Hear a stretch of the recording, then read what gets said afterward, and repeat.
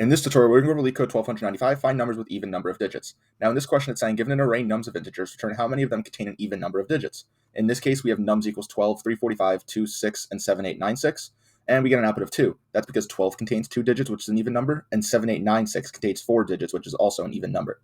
Now, what we can do this intuitively is we can use length and we can convert it to a string. So that's what we're going to do in terms of list comprehension.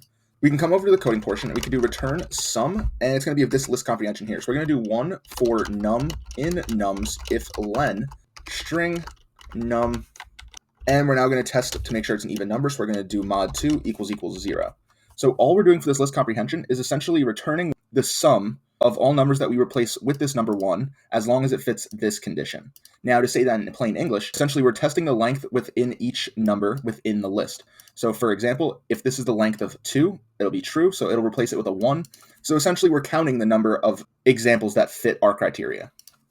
At the end of it, we take the sum, because if you have, for example, 2 1s, which we did have here, this would be replaced as a 1, and this would be replaced as a 1. We're taking the sum of it. Now we could test this, and you can see it's accepted. We could submit, and you can see this is actually a really strong answer, as it beats 100% of answers in terms of runtime and 90% in terms of memory. Now that's you can do LeetCode 1295, find numbers with even number of digits. Feel free to leave any questions or comments down below, or any other LeetCode problems you want to see me solve. That'll be all, and I hope that helps.